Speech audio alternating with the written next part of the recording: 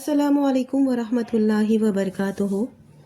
शब मेराज का वाक़या कुरान पाक में बयान हुआ है वो सब सच और मुमकिन है। जो चीज़ हमें महाल मालूम हो रही है वो अगर मुमकिन नहीं होती तो वाक़े की सूरत में इसे कुरान और हदीस में बयान ही नहीं किया जाता। चुनांचा गहराई से कुरान का मुताला करने वाले मुस्तशरिकीन ने कुरान के इशारात को बुनियाद बनाकर तहकीक की इब्तिदा की और आज हाल ये है कि आहिस्ता आहिस्ता नामुमकिन मुमकिन होता जा रहा है।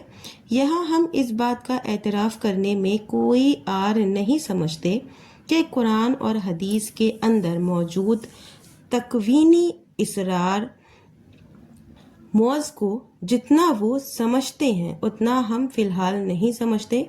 इसकी बहुत सी मिसालें दी जा सकती हैं, लेकिन वाक़े मेराज ही से दो मिसालें पेश करने पर इत्तेफाक करते हैं। आज ये दोनों मिसालें ही मैं अपनी वीडियो में आपके साथ शेयर करूंगी। सबसे पहली मिसाल, मेराज में आसमान का और उससे ऊपर का सफ़र उस वक्त हुआ जब हवाई जहाज़ और रॉकेट का तस्वुर भी नहीं था। मेराज पर 1000 साल से ज़्यादा का अरसा गुजर जाने के बाद 20वीं सदी के आगाज़ में 1903 में हवाई जहाज़ की इजाद हुई।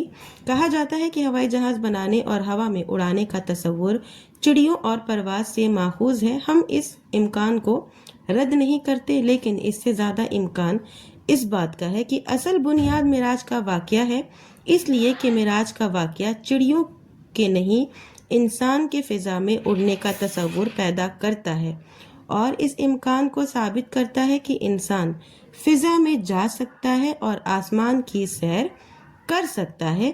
इस क़यास को कोस इससे भी होती है कि हवाई जहाज़ यानी कि एरोप्लेन की इजाद मुस्तशरिकीन के इस्लामी उलूम का मुताला करने के बाद हुई है।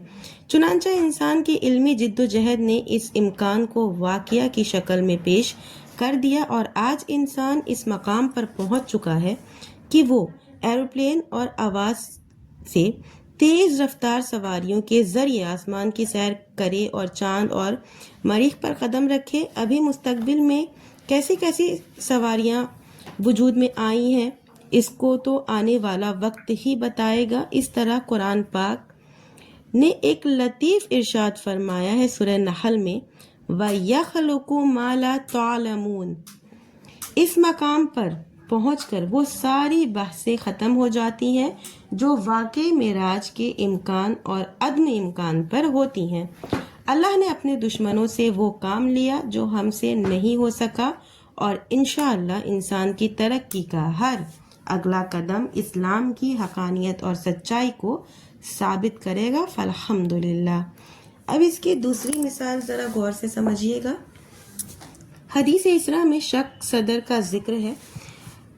जिस वक्त सर्जरी का ये अनोखा और गैर मामूली वाक़या पेश आया था, एक बार नहीं बार बार पेश आया था। इस वक्त सर्जरी के नाम और इसकी किस्मों से कोई वाकिफ़ नहीं था, लेकिन सर्जरी का ये वाक़या जो पूरी सेहत के साथ हदीस की किताबों में महफूज है, आगे चलकर इस बात की दलील बना कि जिस्म इंसानी को चीड़ फाड़ किया जा सकता है, इसकी धुलाई और सफाई की जा सकती है और इल्म व हिकमत में जो मजरिद अनमादा और गैर मरई शय है इसको दिल में भरा जा सकता है। ये अलग चीज़ है कि इस हद तक कामयाबी इंसान के बस में है या नहीं, लेकिन इतना तो कहा ही जा सकता है कि इस वाक़े ने फ़न सर्जरी और इसकी किस्मों का तस्वुर पैदा किया और आज आला किस्म की सर्जरी ने शक सदर के इम्कान को इस तरह साबित कर दिया है कि हम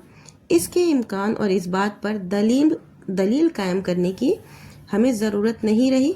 अल्लाह ताला का इरशाद है, अल्लाह ताला ने फरमाया, सनरीहिम आयातिना फिल आफाक़ व फ़ी अनफुसिहिम हत्ता यतबय्यन लहुम अन्नहुल हक़। आफाक़ आलम और ख़ुद इंसान के नफ्स में हम ऐसी ऐसी निशानियाँ दिखाएंगे जिनसे मालूम हो जाएगा कि अल्लाह की बात हक है, सच है।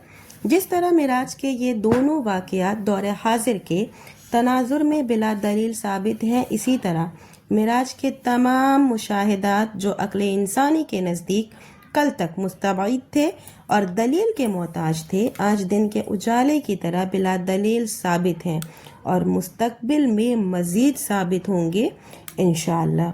تو آج جو ہے شب معراج یا واقعی معراج پر جو ویڈیو تھی میری، اس کا اختتام ہے انشاءاللہ۔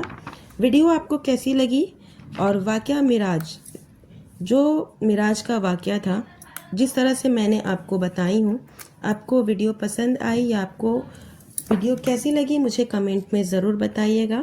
ویڈیو کا میں اپنی یہیں پہ اختتام کروں گی۔ اگر آپ کا کوئی سوال ہو تو آپ وہ بھی مجھے کمنٹ میں پوچھ سکتے ہیں۔ آخر میں اللہ تعالیٰ سے دعا ہے کہ یا اللہ تعالیٰ ہم تمام مومن مسلمانوں کو کتاب و سنت پر چلنے کی توفیق دے، زیادہ سے زیادہ نیک عمل کرنے کی توفیق دے، آمین۔ وآخر الدعوانا ان الحمد للہ رب العالمین۔